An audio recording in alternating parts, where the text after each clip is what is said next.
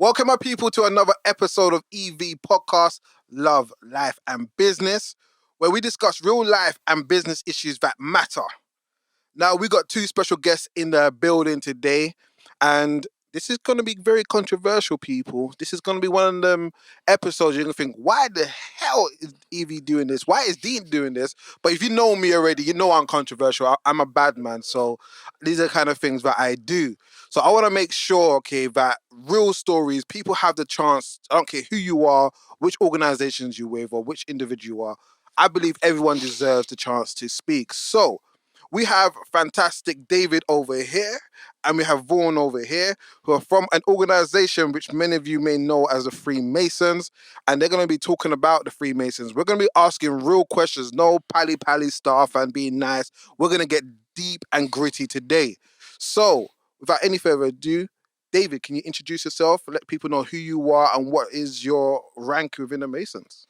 Yeah, I'm David Swain. I'm the Metropolitan Grand Secretary. That's my title. And in very simple terms, I run the administration for London Freemasonry. We have 1,250 lodges in London. Our boundary goes out to 5 miles and maybe for lodges out to 10 miles, but not beyond. The rest of the country is administered by province. And I run the administration for it. So all the paperwork, the boring bit. So you're a secretary? I'm the secretary. Okay. All right. And Vaughan, introduce yourself, please. I am also a secretary. Mm-hmm. I'm from just a single lodge, which is Ep.6 Lodge, you know, Dean. Mm-hmm. And I'm the secretary. I run the administration for my lodge within all the administration that goes on there. All right, thank you very much. So we're just literally going to dive straight into this because I know when I was telling people that I'm doing this, okay, I had so many questions fired back at me. Ask this, ask that. So we're gonna ease straight into this right away. So first of all, I'm gonna start with you first, Vaughan, and then David, you can hit it up after. What are the Freemasons all about, and how did it actually get started? Well, David would be better to answer that than me, but I'll start off anyway. You start off. David. I'll start off anyway. Yeah. The Freemasons are about a brotherhood, mm-hmm. and it's we do charity and a sort of fraternity mm-hmm. of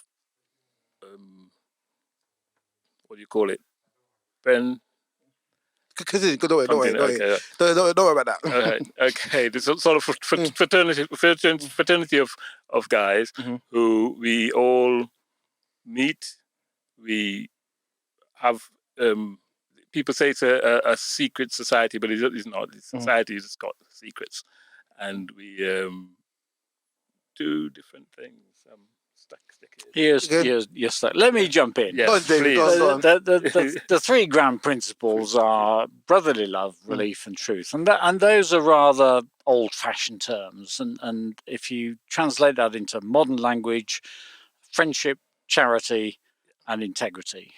Friendship, we get together, we socialize. And for me, that's one of the great strengths of Freemasonry because you socialize with people from all walks of life.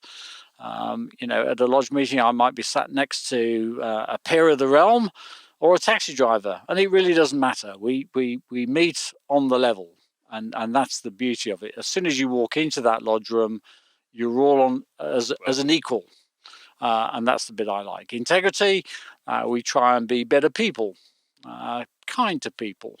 We're tolerant. And then charity, and I'm sure we'll talk about charity a lot later. One of the great strengths, one of the great pillars of Freemasonry is charity. And we like to think we do quite a lot of good.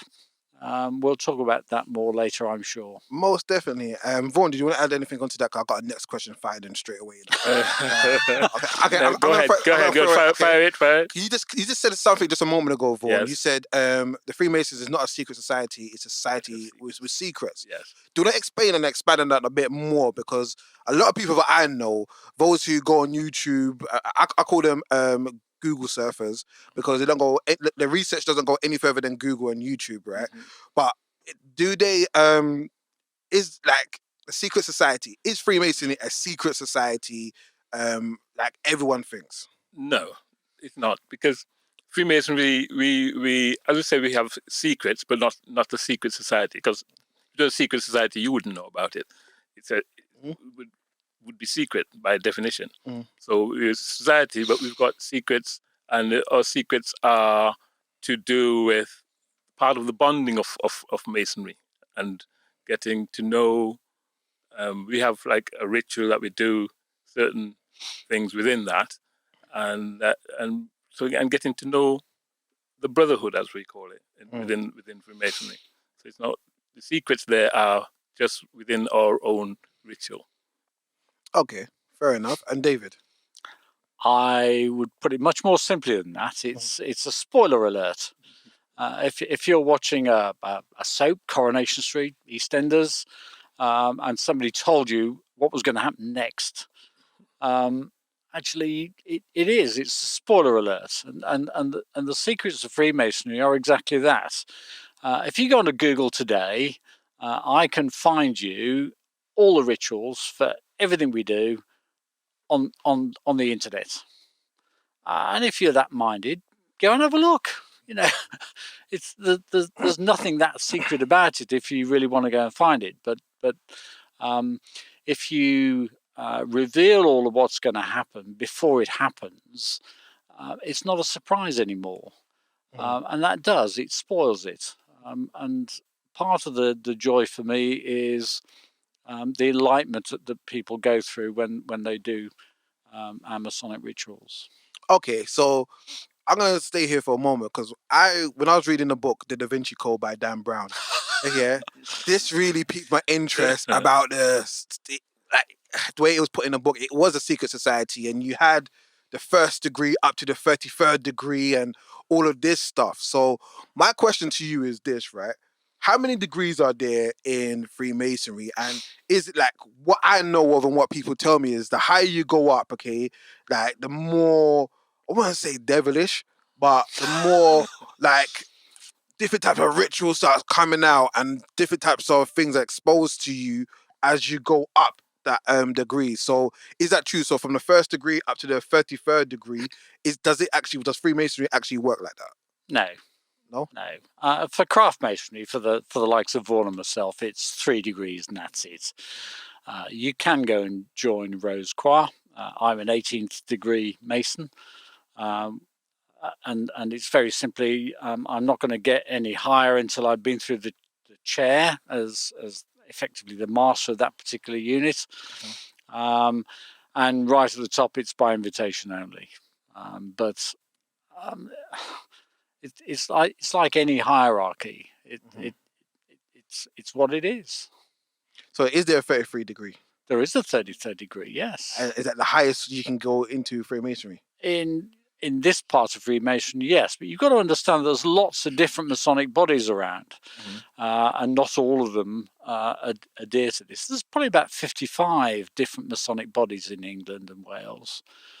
Lots of different side orders. There's Mark Masonry, Royal Ark Mariners, Order of the Scarlet Cord. You couldn't make some of it up.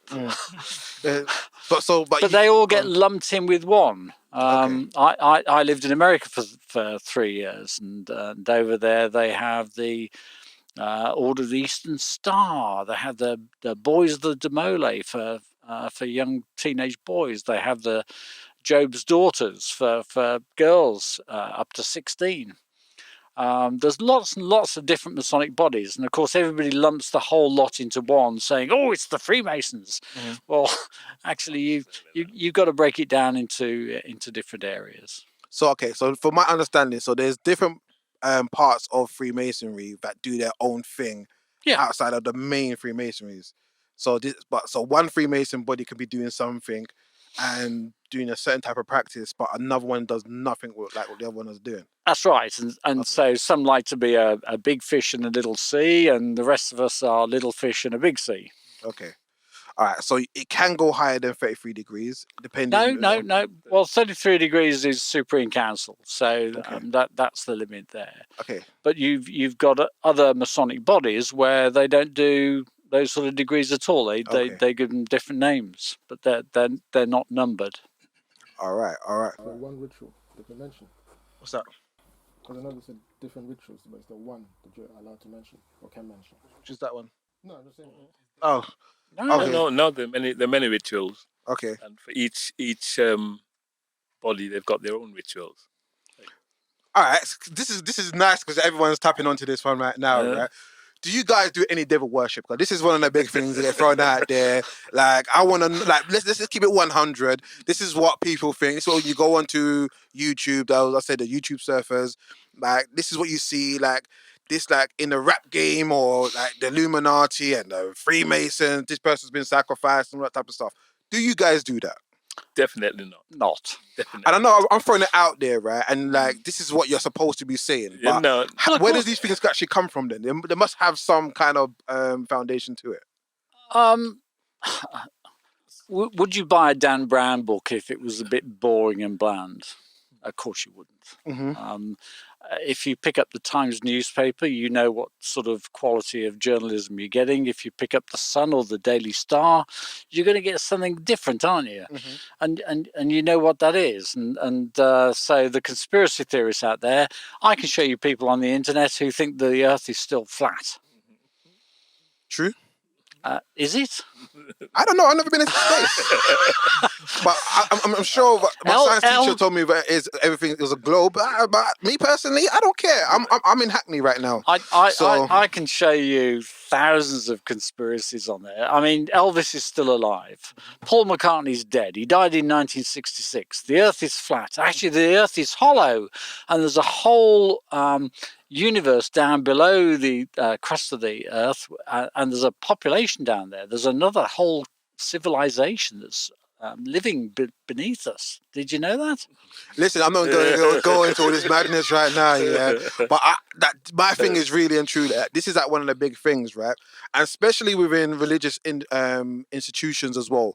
Okay, so if Freemasonry is this society of secrets and it's just men coming together, supporting each other, would you say it was the three truths or what? The three pillars or what again? Brotherly love, relief, and truth. Okay, but friendship, integrity, and charity. Okay. But let me come back to Freemasonry. The fundamental requirement for being a Freemason is a belief in a supreme being. Okay. Now, I'm a Christian. I call him God. If you're a Muslim, you'll call him Allah. If you're a Hindu, you'll call him Vishnu or some of the other Hindu gods. And the thing about Freemasonry for me is it's very tolerant. A lot of religions aren't tolerant. You know, you've got to believe in this God and there's only one God. Well, actually, is there? We're back to the Flat Earth Society. So you decide. And the reason that we don't call him God is that we tolerate other religions within a lodge room and we don't want to offend anybody. So we call him the great architect of the universe. Now, that's a generalized term that we use deliberately to make sure that nobody in the room, no matter what religion they belong to, can associate with what we're thinking, a belief in a supreme being. And the same applies to the Holy Book. So if I'm in a lodge, we call it the volume of the sacred law. It's not the Bible. It is a Bible. But if you were a Muslim, you'd have the Quran there. If you're a Jew, you'd have a Torah there. And so I've been in a lodge room where there's 4 or 5 different holy books out to make sure that everybody can associate with their holy book and their supreme being. Okay, but it still goes back to the question. So why do these religious institutions dislike you guys then if you're just literally just doing? Can I say, go ahead. They don't, because our lodge, Epworth, was formed by Methodist priests. So the whole, when it was formed, originally, it was only for Methodists. And they had a membership of about 300 at that time, which is amazing for any particular lodge. So it's really a myth that it's hated by religions. And I know lodges in the Caribbean that are, say, like an Anglican lodge, that's formed by mainly people in an Anglican or Protestant church. And so it's very tolerant with religion, whichever way you look at it. our lodge, as David was saying, have more than one volume of the sacred law, as we call it. We have one Hindu, Puneet, I don't know, he's Hindu, and we've got the Bible, but it's both the holy book, because when he's doing the stuff, it's the holy book. All right, fantastic. George, you want to say something? So as you said, you're Christian, and there's all the different religions. So then, do you, and you say you're calling the big architect, do you then believe that Jesus is the truth, the way, and the life, or not? No, we talk about a supreme being. So we're talking about God, not the Son of God. And therefore we don't have those discussions in Lodge because we don't want a conflict between people of different religion who believe different things. And so there are two no-goes for discussions either within Lodge or at the festive board. You're not allowed to discuss religion, and you don't discuss politics. And that way you keep this division outside. It has no place because if you look back through history, religion's caused a lot of wars, whether it's the Crusades or other areas of the world. And it's still a cause of conflict in many parts of the world. And it's not good. It's not good. So be tolerant, be kind. And that's the philosophy that you take. If you've got a disagreement, you leave it at the door of the lodge. You don't take it inside. And harmony. It's a good place to be. No, I agree. I definitely do agree with that sentiment. But me being me, I'm going back to my questions, okay? Yeah. Because this is something I wanted to throw out there. Do you have any ties with the Illuminati or any other secret society? Because obviously, when you go on and people doing their research and they see what's happening, they see when they see Illuminati, Freemasons definitely doing something as well alongside with them. So, do you have any ties? Does the Freemasons have any ties with Illuminati or any other secret society? No, and let me bust the myth straight Okay. away. The Illuminati only existed for about 10 years. Okay, they were formed in 1776. Within 10 years, they just died out, and they don't exist. The Illuminati right now doesn't exist. No, only in Dan Brown books. So for 10 years, way back in the 1700s, yes, they did. I mean, they formed up. One of the reasons that they formed was they were quite opposed to the way religion had this massive impact on daily lives. And you see that even today. You know, there are various religions around the world that don't like abortion, they don't like same-sex marriages, they don't like this, that, and the other. But back in the 1800s, they had a huge influence over how people ran their daily lives. And there was a backlash to this and said, you know, hang on, what rights have you got to dictate to us, the people, as to how we should live our lives? And that's how the Illuminati formed. Some of them did join the Freemasons, and that's where the linkage comes. They joined the Freemasons because they were trying to recruit more members for the Illuminati. But as I say, this thing lasted less than 10 years, and that was it. Okay. But hey, some people say the Illuminati still exists. I don't know. I'm going to throw it out there. All right, the Earth is still flat. All right, cool. So we're gonna go into this right now, right? So you said the Freemasons is not a secret society, yeah? So that means everything is open and it's free, just like public records. Everything is out there, right? Name me some famous people who are Freemasons. Oh, crumbs! Like Freemasons, like people who we're gonna know. Like, Winston Churchill. Okay, people we're gonna care about. Sir Alf Ramsey, who was the manager of the 1966 England football team, he was a Freemason. Okay, I'm talking about now. I'm talking about like People, Tony Blair. Duke of Edinburgh. yeah. He's a member of my lodge. Okay, Duke of Edinburgh. Who else? Famous people. I want to know famous people. There's a lodge in Chelsea. Do you know Rick Wakeman? Obviously, Rick Ross. Yeah. Rick Wakeman? No. He's a musician. Rick Wakeman plays. Come on. He must Heavy be- metal? Ian Lavender, Pikey from Dad's Army. Oh my God! You hear me, people? Like, I'm talking about. Okay, let's go. Like people, okay. People right Let's go. now. Black people. What black famous people do you know that are Do you Freemasons? know Vaz Blackwood? Man, you're killing me, David. Like, who are these random people he's naming? Vaz Blackwood. He's Do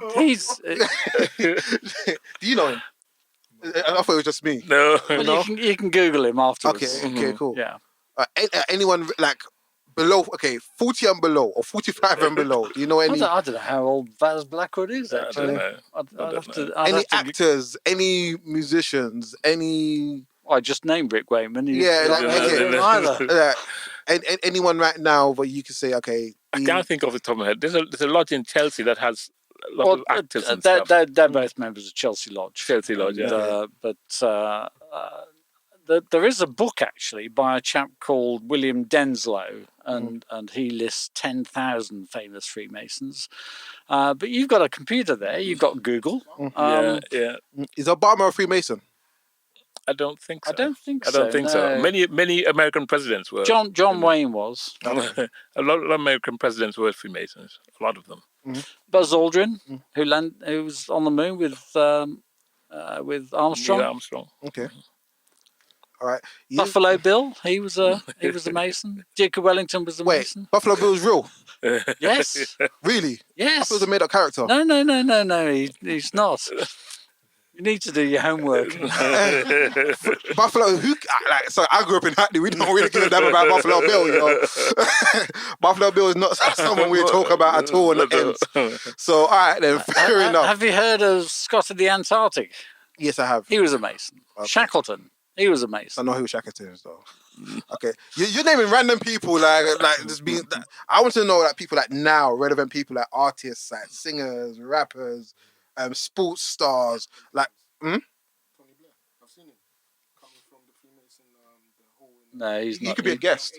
He's not a Freemason. He's not a Freemason. But you talk about secret society. Freemasons Hall is in the heart of sits between Holborn and Covent Garden. Yeah. All right, it's the biggest Art Deco building in the country that's used for its original purpose. It's open to the public. What secret society opens its headquarters to the public? We have 150,000 visitors a year. If you want to go along, you can. You can just walk in, pandemic permitting, obviously. Yes. But as soon as the restrictions ease, we're open to the public. What's in there? There's a museum, there's a library, and you get a guided tour. We do 5 guided tours every day, Monday to Saturday. It's free. Go and have a look around this secret headquarters. We're open to the public. We do open house every September with as an architecture feature. The library's available for research if you want. The museum's open. You can just go around. We have a shop, and we're just about to get a coffee shop. All right, so just talking about Holborn and stuff, right? I realize, that the Freemasons owns a lot of buildings in Holborn. No, they don't. Okay, you own you own that hotel. You own quite a few buildings. They own the freehold, yes. But the biggest landowner in Holborn is the Holborn Estates Charity. I know this because they help support schools, particularly St Clement Danes. St Clement Danes Primary School is down on Drury Lane, and the secondary school is out in Hertfordshire. And I was vice chair of governors out there, so I see the money coming in. And the Holborn Estates Charity does own half of Holborn. The Freemasons don't. We own Grand Connaught Rooms, the freehold. We own some of the properties on the other side of the road as well. So 32, 33, the building that was Toy Kennings and Spencer, it's now a different shop. I can't remember what it's called. But some of those shops and stores on the other side of the road, yes, we own the freehold of those. We collect rent from those who occupy them. Okay, so you guys are making your money and stuff, which is cool.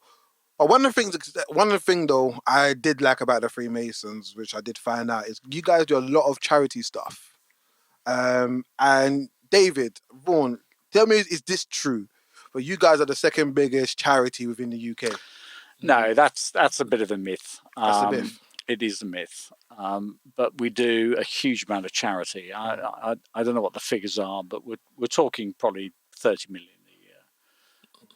And we do it 30 on million, this is what you give out. yes, Yeah. Okay. and we do it on different levels. So Epworth Lodge will have its own favourite pet charity. My lodge, Navy Lodge, we look after anything that's related to youth, underprivileged, naval, maritime. So, for example, we buy boats for the Sea Cadets. We don't buy chairs and desks because that doesn't help the kids. So we buy boats for the regional sailing centres, and all the Sea Cadets across the country benefit from what we do. And that's individual lodges. In London, we tend to focus on community.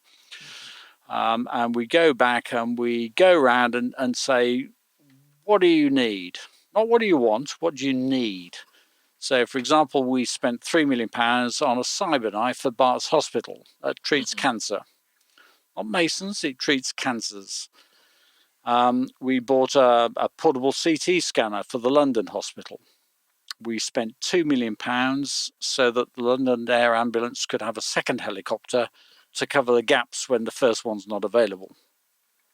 We've just raised £2.5 million for the London Fire Brigade, and that's allowed them to buy 2 super aerial platforms that go up to 64 metres. This is in the wake of Grenfell, and those cost £1.25 million each. But they are the tallest appliances now in the whole of Europe. 64 metres those go up to. We buy fast responder vehicles for the London Fire Brigade, for London Ambulance Service, for the London Air Ambulance Service. So all of these are community related. They don't just support us, but we are Londoners. So anything that helps Londoners, including our guests, our tourists, which boost the economy, that's what we do. And I brought along my little teddy. I mean, this is a very good example of what we do. This is a Teddies for Loving Care. This was a charity started down in Essex 20 years ago. And a Mason was in hospital with, I think it was a grandchild, very distressed, very upset, and somebody found a teddy and he thought that was a good idea. So we purchased these, we raise the money and we buy these teddies and we give them out for free to accident and emergency units that look after children. So not all A&E do children's A&E, but these do.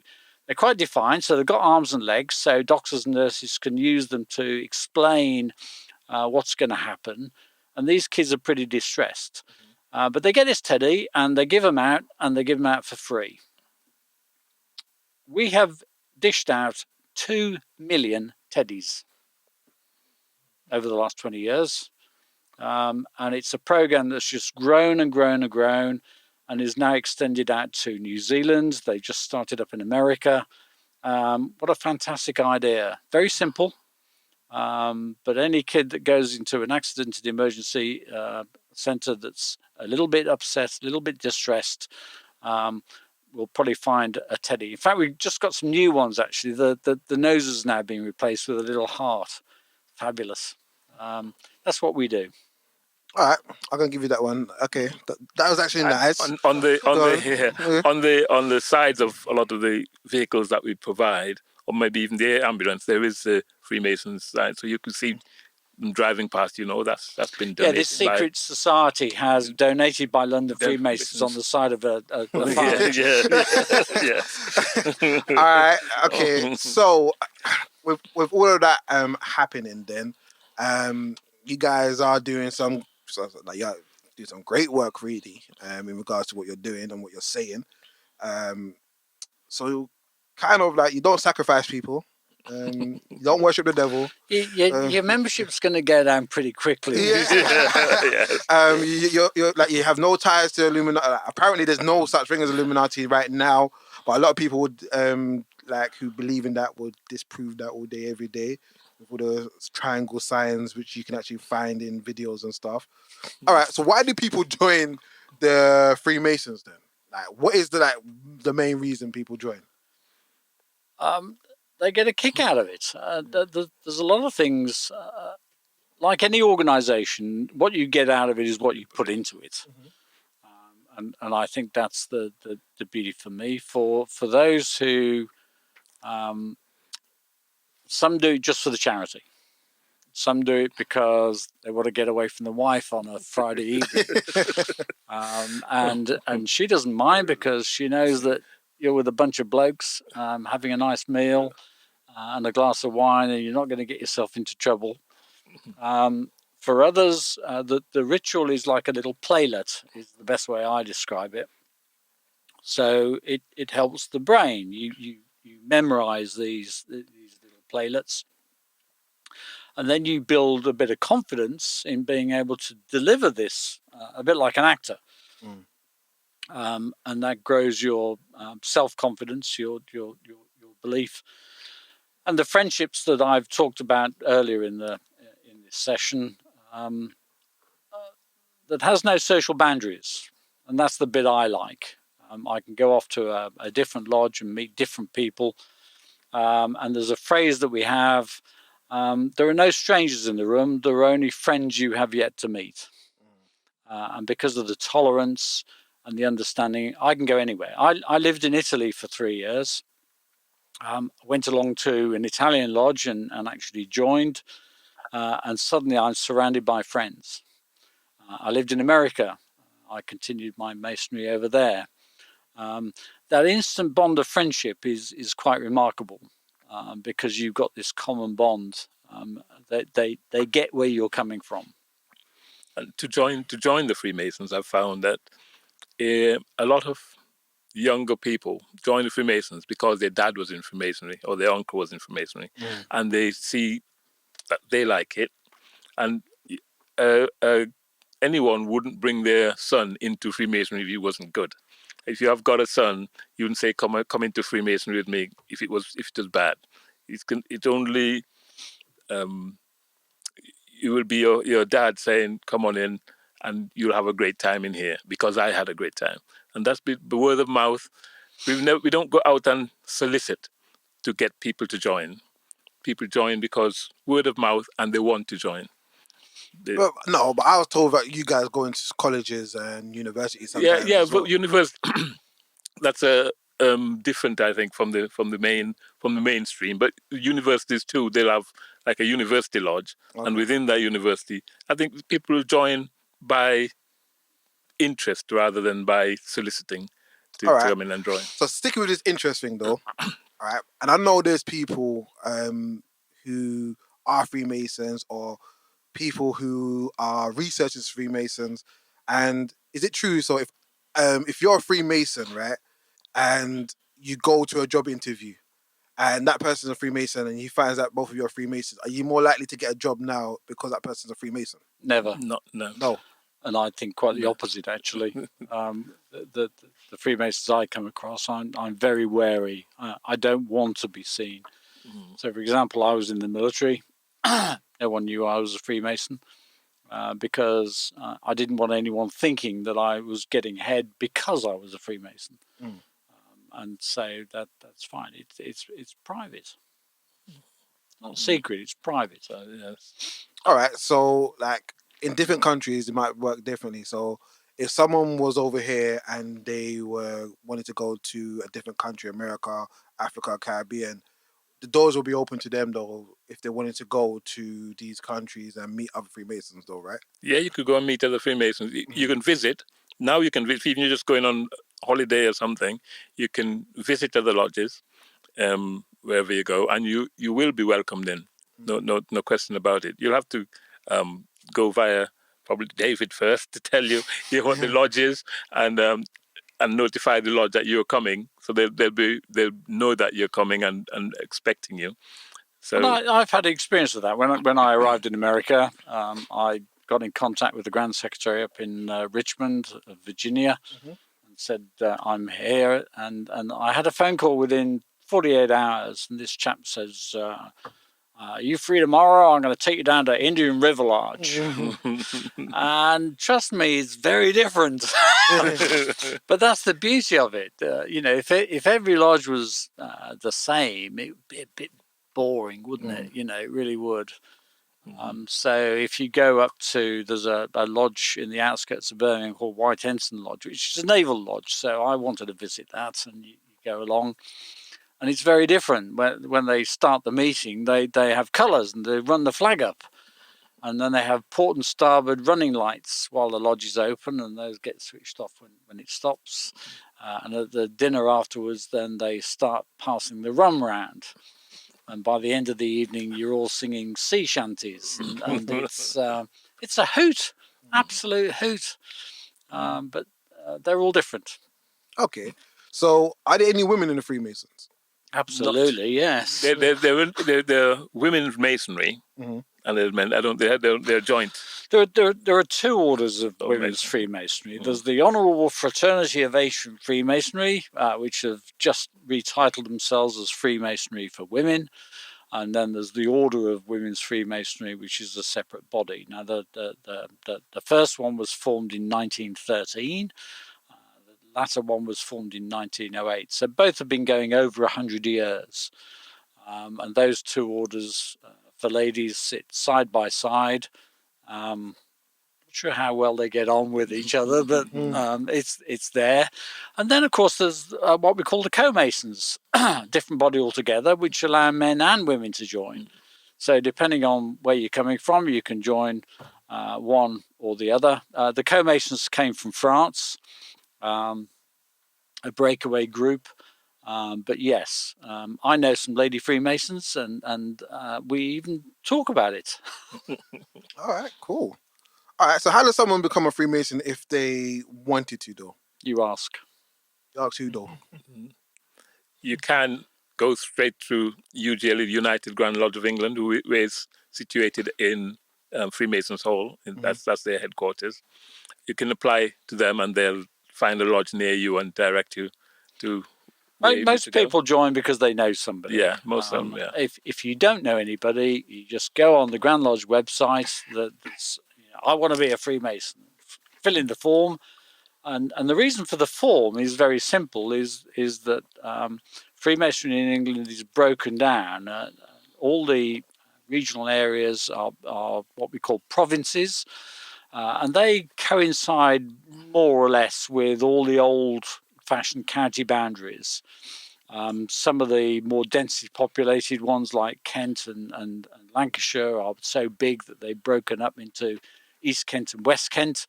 And for some of the smaller counties like Rutland, they've merged with Leicestershire.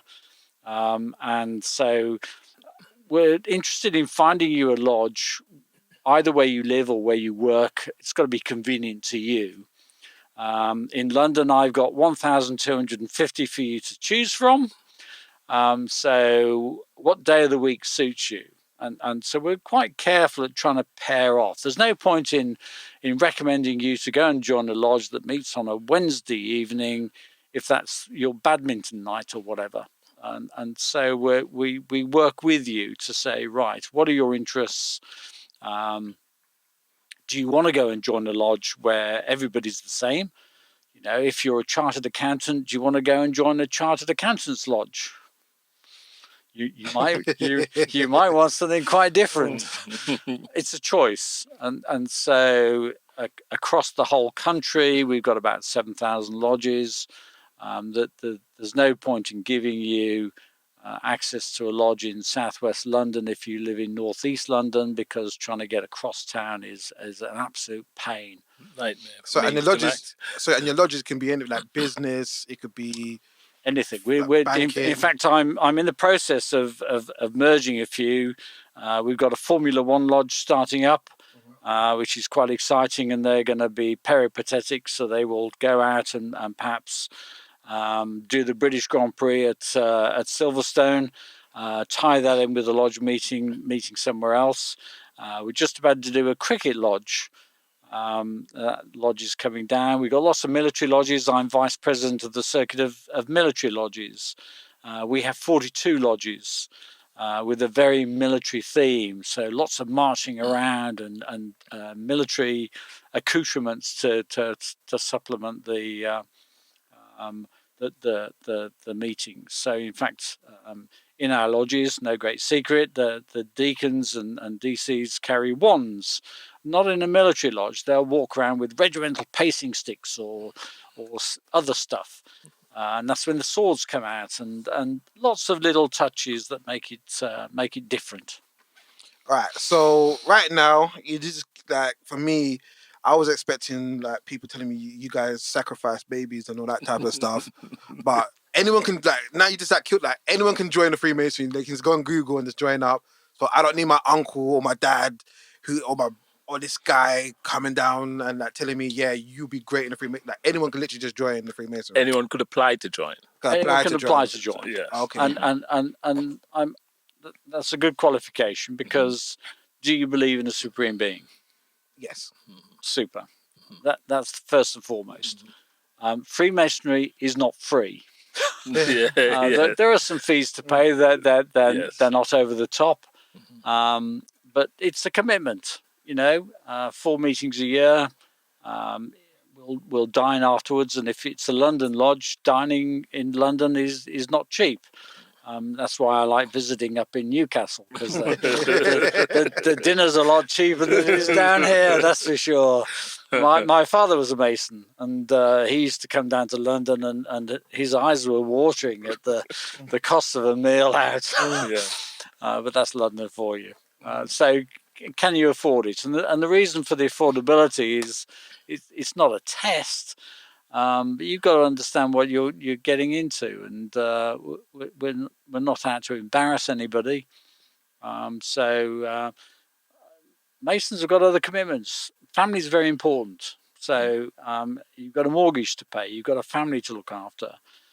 Freemasonry must not impinge on family and work. It's a hobby. It comes afterwards. Okay, so what if I join the Freemasonry, don't want to lead the Freemasonry? No one tries to come and attack me and my family? No, of course not. No, of course not. Many people have joined and left Freemasonry. Even from our lodge, the people joined and left. You can resign, or you can just take a sabbatical. All right, cool. All right, so this is an important one. This is one which has been floating around, which I thought I have to ask. So if I'm in a Freemasonry, right, and I die of COVID, for example. Yep. Is there like a life insurance in place automatically because I'm a Freemason? No, it's not automatic, and you don't have to die. If Actually, I died of COVID. If I died of COVID, no, you don't have to... do the Freemasons look after me and my family? We'll look after you while you're still alive. But David, do you look after me if I pass away? Like, yes. If your wife and your children need some assistance, then yes, that they can apply for that relief. Okay. And it's one of the great strengths. Now, we have 17 care homes around the UK, well spread. So there's somewhere for you to go in your old age if you need looking after.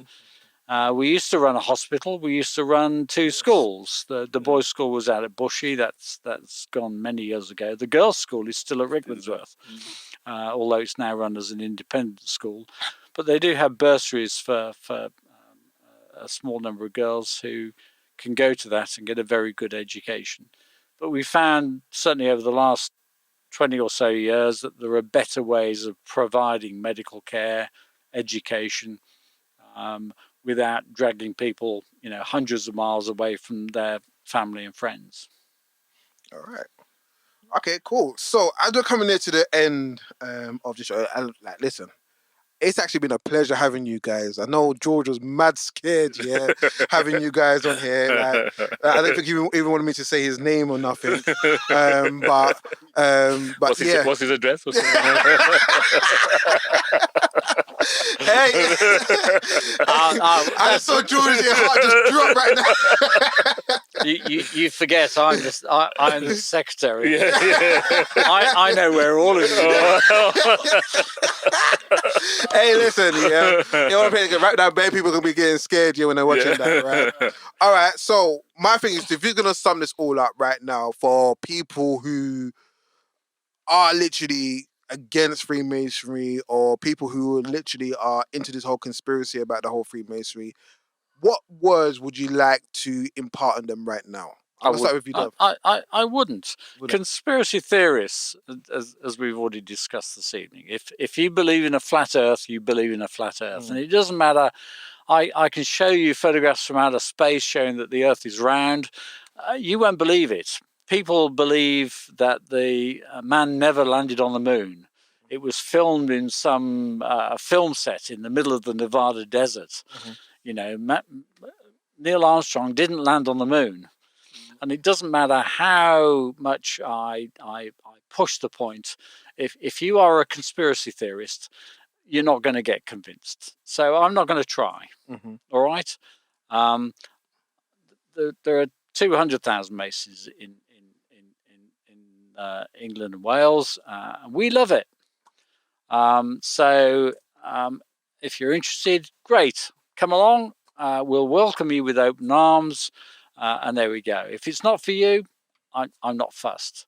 We're not recruiting. You know, this it doesn't work that way. And so those that do enjoy it get a real kick out of it. It's a lot of fun. And if it isn't fun, then you go home, because it's not worth it. It's a hobby. It's great. I get a kick out of it. Huh? I do. Most do. I love it. Yeah. All right, then. So Vaughan, is there anything that you want to impart, and let's let the listeners know? Okay, the reasons why you should join the Freemasonry is if people are interested. If you are interested in the Freemasonry, in Freemasonry, then it's a good outlet. It's a good time away. It's a good time away from whatever's going on with COVID, wars, whatever it is. You go out with a bunch of guys, you have a good meeting, you have a good dinner afterwards, and sing song and just good camaraderie. And that's the end of it. You go back to all the ills of the world. But Freemasonry sort of takes you out of that. Okay. I think. All right, so it separates you from all the madness was happening. Yeah. All right, David, Vaughan, thank you so much. Believe it or not, okay, we have done almost 15 minutes. Time has flown past. It's been absolutely amazing having both of you. For those of you who are listening, you can make up your mind. If, as David said, if you want to stay as a conspiracy theorist and say, nope, these guys are evil, it's up to you. Me personally, if I have to sacrifice anyone, George, I'll play that kid. Right. All right. So, for real though, it's been a pleasure having you, David and Vaughan. It's been a great show. So, everyone who's been listening, everyone who's going to be watching, stay true, stay humble, and thank you.